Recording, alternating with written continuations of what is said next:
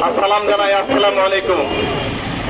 বন্ধুরা, আপনারা জানেন যে গত 5ই আগস্ট বাংলাদেশে এক গণ অভ্যুত্থানের মধ্য দিয়ে স্বৈরাচারী ফ্যাসিবাদ রাক্ষসী শেখ হাসিনার পতন হয়েছে এবং তিনি সবাইকে ফাঁকি দিয়ে এই দেশ ত্যাগ করেছেন।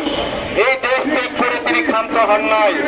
ভারতের আগ্রাসনে বসে মোদীর মদত তার ছেলে এবং সে বাংলাদেশের বিভিন্ন সংখ্যালঘুদের উপর হামলার কথা বলে বাংলাদেশের মানুষকে বিভ্রান্ত করছে।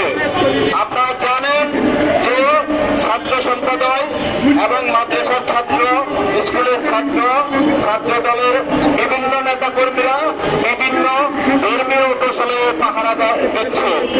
আমরা দেখতে পাই না কোনো টিভিতে, কোনো টিভিতে দেখতে পাই নাই যে কোনো সংখ্যালঘুদের উপরে হামলা হচ্ছে। আপনারা দেখতে পেয়েছেন কিনা জানি না। আমরা শুধু একটি কথা বলতে চাই, শেখ হাসিনা জয়, আপনার সময় শেষ, আপনি শেষ হয়ে গেছেন। আপনি এই বাংলার মাটিতে আর কোনোদিন আসতে পারবেন না।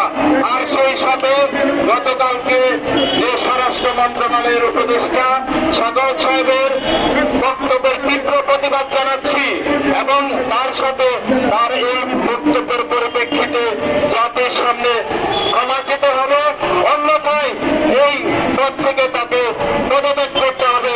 এই বলে আমি আমার বক্তব্য শেষ করছি। আসসালামু আলাইকুম ওয়া রাহমাতুল্লাহ।